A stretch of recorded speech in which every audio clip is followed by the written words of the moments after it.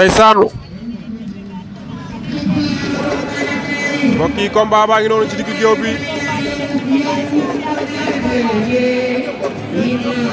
Mbégane ak Khalil Mbeur Khalil Mbeur lan jàkkaar lool Mbégane moo nu wan ginnaaw Khalil moo ngemb lu zone li Mbégane moo nu wan ginnaaw ñu ngi lewtoo ñoom ñaar ci combat spécial yi la bokk journée mort la Doufa production Khalil Mbeur Mbégane numéro 2 fii ci Jàmmaarloo TV Tega Star ngeen di déglu ci waxu gaay bi ndeysaan vite fait mooy romb noonu fils de Serigne Ndiaye moo war a laale ak Cheikh Bary ndeysaan Mbégane Khalil Mbeur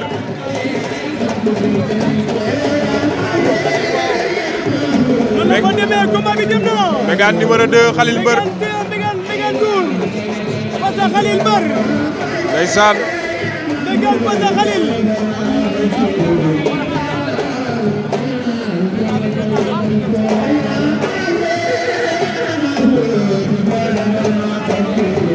ñi ngi leewtoo ñoom ñaar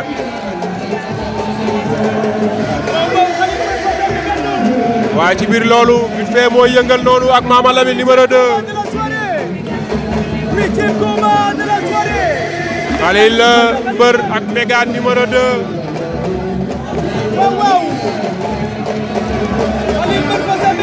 Mor ñu ngi lay jaajëfal liggéey bi rafet na mbokki Jàmmaarloo TV ñu ngi leen di bëgg di leen ziar ndeysaan combat yi fi jot a jàll neex na fii njortu naa mu mel ni yooyu abonné leen bés tous kolos bi ndeysaan abonné leen ñu ngi xeex ñoom ñaar daw na jël na ko Khalil Mbégane jël na ko rëpp na lan mooy xew wala Khalil moo ko jël Mbégane moo ko dóor Khalil jël ko ñu génn ci biti ñoom ñaar ndeysaan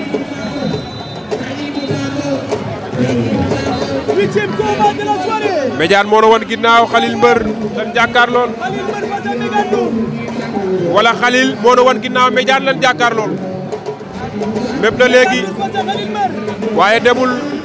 door part na ko ñu ngi xeex ñoom ñaar doorante ndeysaan Mbégane ak Khalil Mbégane a ngi dox ci koom Khalil a ngi arrière Khalil a ngi ci wetu saaku yi Khalil Mbeur ak Mbégane Khalil Mbeur Mbégane xeex na lan moo xew Mbégane li ngay def mbaa wóor na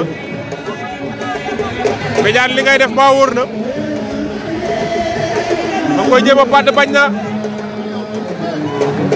laa ilaaha illallah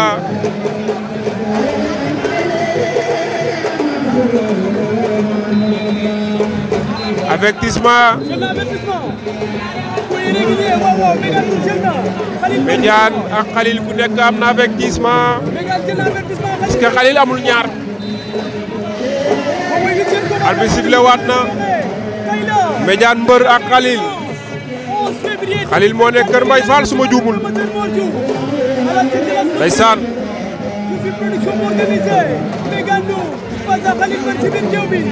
Mbégane ak Khalil jàppante ñi ngi xeex ñoom ñaar Mbégane rocceeku na ndeysaan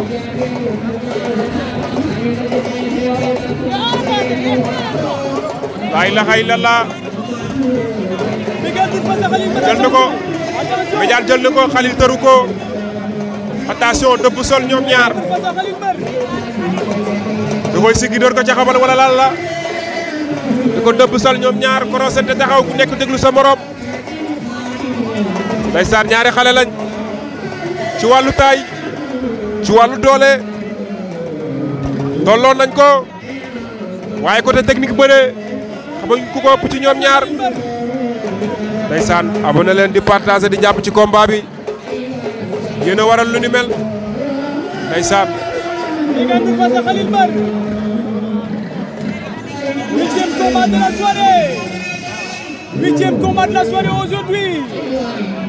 Dimanche 11 février 2024, ñu ngi l'arène nationale, le promoteur Mor Diouf à la tête de la structure TV production. Médiane ak Khalil. waaw vite fait fils de Serigne Ndiaye moo war a bëre grand combat bi. ak kan ñu ne Cheikh Mari 2 vite fait ñooy bëre grand combat bi. Médiane ba ak Khalil mbër wala Médiane Ndour ndeysaan. waaw Médiane Ndour Khalil mbër. dafa mel ni dañoo mi-temps ñoom ñaar simili yi njëkk yi jeex na. deuxième round baa ngi noonu Médiane ak Khalil mbër ginnaaw ba simili yi njëkk yi jeexee ñoom ñaar ba tey même stratégie même tactique de jeu moom la ñuy bëre ba léegi ñoom ñaar ndeysaan. Khalil mbër ak Médiane de moom day pàdd rek est-ce que loolu jeexal na lamb ji. Khalil la ngay def ay déplacement pour mën a liir adversaire bi door na ko tànk bañ na pàdd la wala lan la boobu ba léegi daal en tout cas même stratégie lañ teg ñoom ñaar il faut songo am nag Médiane gis nga dooraat na ko tànk waa yow daw na jël na ko di nga spectacle en tout cas ñoom ñaar.